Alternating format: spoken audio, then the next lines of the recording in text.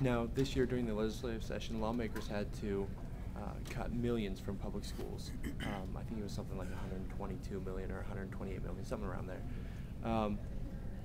What would you urge lawmakers to do to raise revenues to fund education? Because this year or next year, most of the reserve funds are gone, and there's nothing left. There's no stimulus. There's no, like I said, no reserves. So what would you urge lawmakers to do to raise funding for public schools? Well, I think that's going to be, again, a midterm and long-term challenge. And I think two things have to happen. Next year, I think the legislature has to commit to stabilizing education.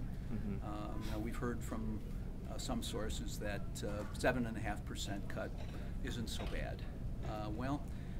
I beg to differ, and during this campaign we'll be giving example after example after example, starting with the most recent one in Melba, where their entire music program is gone. We have to remember, and it's back to these 115 districts you indicated earlier, that scale and size has a real relationship with how badly districts get hurt. Scale and size tied with either a plan or the absence of a plan. In our school district, we saw some of this coming. I mean, the reality of our lives, and one of the benefits of being in the field for 40 years is you've lived through this, peaks and valleys in fiscal setting. And I'm originally from Michigan, and I don't know if you know anything about the state, but the state's been in an economic doldrum for 10 years, and the school systems in particular have suffered tremendously. One who is in that setting learns hopefully from that setting and brings those experiences into new settings. And so we started about 3 or 4 years ago in my own school district to plan for an economic downturn. We worked with all of the employee groups and school units, basically saying this is coming. Let's look at how we structure our fund balance. Let's look at how we use our vacancy credit. We've averaged about 100 teacher retirements a year over the last 8 years, actually more.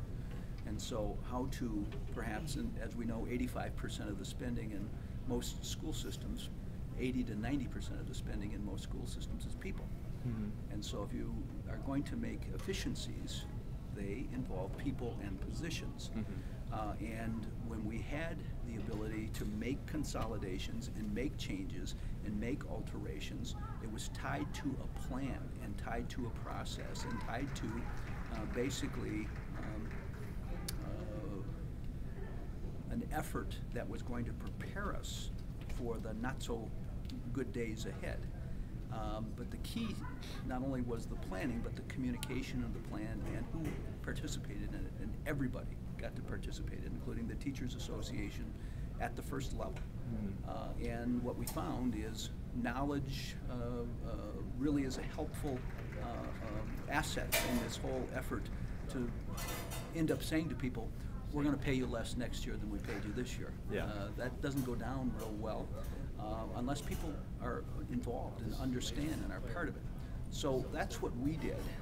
That's what the state needs to do on a consistent basis, as well as then given the opportunity to develop a plan, a real plan for the state that is realistically focused on not symptoms affecting education, but causes affecting education, and bringing about a plan that people in the state understand, accept, and will support. Then you can go to the people and the legislators who represent the people and the money the people spend for education, not the state's money, and say to them, this is the plan that has been developed by the state.